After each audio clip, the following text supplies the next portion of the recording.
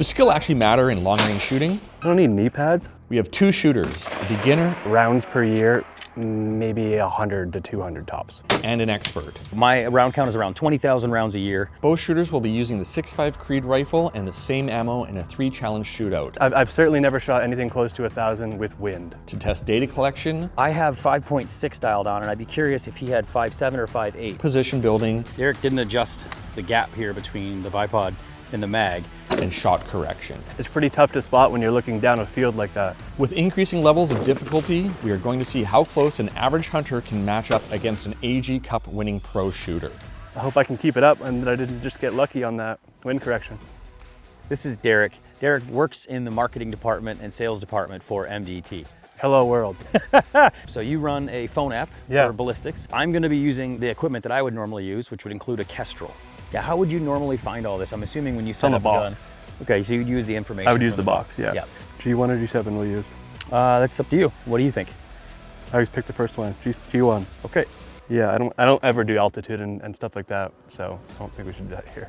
Okay, if you don't use it, then Oh we're wait, just gonna- actually, I have it on my watch. I'm gonna do altitude. All right, you feel like your app's all squared away Yeah. for everything you would need normally. And Yeah. this is what you would normally do if you were, is there any other tools you would want to use in order to check any of this or to make sure your profile is set up? No, I feel like that's a trick question though. Okay, we're gonna find out. All right. Our shooters will start prone with 2 targets at 463 yards and 656 yards. This will be a touch and go scenario. The shooter will only move to the second target if he hits the first. Okay, So in other words, you you get stop 3 after shots. 2 rounds? If you hit your first round, you're going right to the second round, second target. If you take all 3 rounds to hit the first target, it takes all 3 rounds to hit the first target. Okay.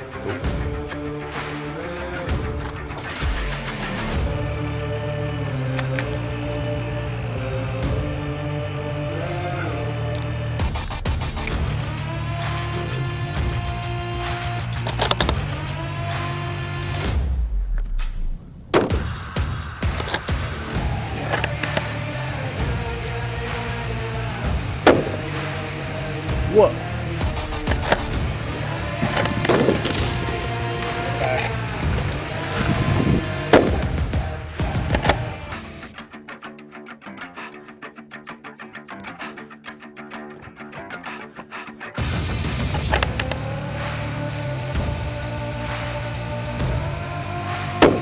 Pretty tough to spot when you're looking down a field like that because it's clearly way behind the target and off to the right, so it's really tough to know how far you have to correct for wind, but it worked out this time. He's doing pretty well, actually. His first round miss followed by a correction. He said, admittedly, that he wasn't sure how much he needed to correct. He just say came over a lot, saw it about a mil, send it from a mil left. That's a good start, and it's better than I would have expected, to be honest, because it was a relatively good correction. And he also thought through the next hole to say, I'm just gonna use that same wind hold for the next target and see where it lands. So honestly, I think it was a pretty smart strategy. Did you think there was no wind to start, or did you just forget? I actually thought the wind was kind of at our back, maybe slightly this way, so I favored slightly left on the target, but I figured it wasn't going to affect us that much. I guess I was wrong. I was looking at the Kestrel, figured, okay, if I were to throw a little puffy, where would it go? And I was gonna say, it would go down that line. Where are my targets? They're down this line. And so I immediately found, hey, I probably got about a 7:30 up to an 8 o'clock. If I'm not feeling it right here, because we're in a funnel on these 2 pinch points, it may actually be more towards 8 o'clock.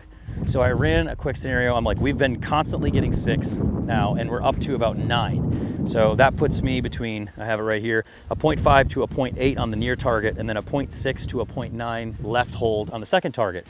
So I'm like, I'm testing half on first. I watched it hit, and it was relatively centered. So that told me that being 0.75 to 0.8 was in the right spot for my next hold. So I used that and had 2 first round impacts. Okay. With a valuable lesson learned on wind, we now up the challenge to 800 yards. Still prone, but now at an uphill angle. A choice Derek made when setting up his profile might cost him. I always pick the first one, G1. We are pushing up this slope on this mountain, and there is a wolf/coyote at about 833, 834. But it's in a very dense tree forest line that's, frankly, it's a little bit hard to spot. So you have to find a TRP or a target reference point and do what you would do to find it and get on it and hopefully put 3 rounds on it. I've certainly never shot anything close to 1,000 with wind. The only time I've hit 1,000 or beyond, and it was only once, there was no wind at all. Let's pull this one out.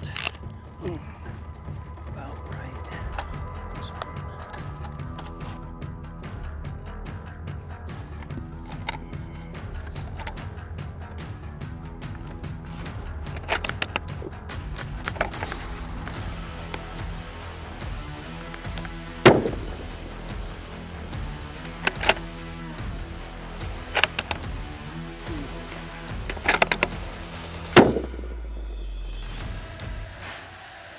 Wind steel feels like it's coming from the same, but less. Impact, center right. Impact, center right. I pulled. I think if I had another shot, I would have got that. When you start to go into really high angle shots, it's easy to think, oh, I got to get to a certain angle and start squishing the bag. And I'm guessing he sort of built a position that just let the bipod do the work and the bag just had to be where the bag had to be. And I went the opposite direction, try to elongate the bag, get more bag underneath it than you need so that you have to start really driving the system down into the bag. That prevents one of the issues that Derek just mentioned. He's like, I was high, then I was low, and then I was good. But it's because likely that little bit of boom settling causes a round to go high. It's now settled, and it's also maybe he wiggled the gun, brought it down on target, sent another round thinking I was high, aiming low, and then all of a sudden he hits low, and then he came back up and suddenly he's good. Another thing was it's likely that we're starting to see at 800 yards the difference between a choice he made very early on when he was like, yeah, I just run the first one, I run a G1, and he wasn't really sure which one, so he just ran a G1. I think we're starting to see the effects of that choice now at 800 yards, combined with a little bit of difference in the bag and the way that he set the rifle up to take that shot.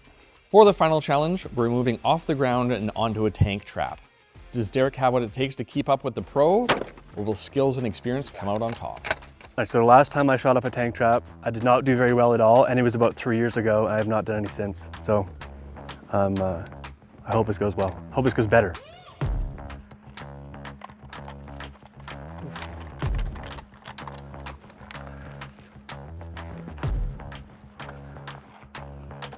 I always put too much weight into the rifle, I think, when I'm on any sort of barricade or obstacle.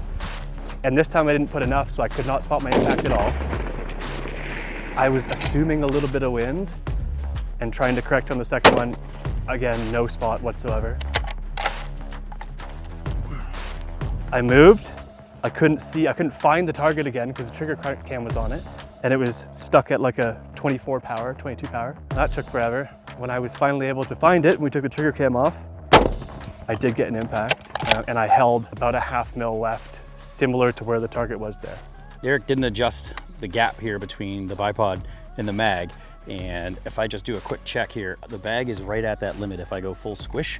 So I'm actually gonna pull this forward just a bit to make sure that I don't have any issues getting a bag into this gap. If I take this off, the gun's gonna be very rear heavy or relatively rear heavy, and it'll make it harder to spot your shots. So I'm gonna leave the bipod on to make sure the gun stays as balanced as it can. I have a target reference. There's my tree, stand by.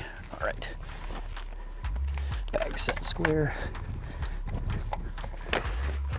And now I'm using the bracing here on my elbow and on my front hand as much as possible. Ooh, the ear pro's gotta be in now. I also noticed that the wind, well, I initially measured it, it was up. It was gonna be about a half mil left. And as soon as I got here, now the wind feels dead. So I made an on the fly call to go closer to a quarter to 3/10 left instead of that full half mil to 0.6 left.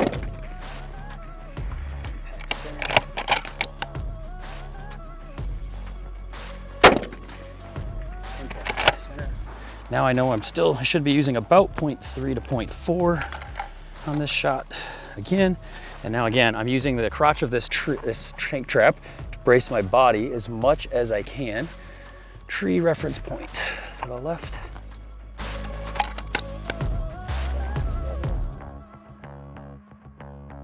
And still down, impact. So I think the major difference there, Derek started in this position. So this position, he started here and he flipped the bag this way.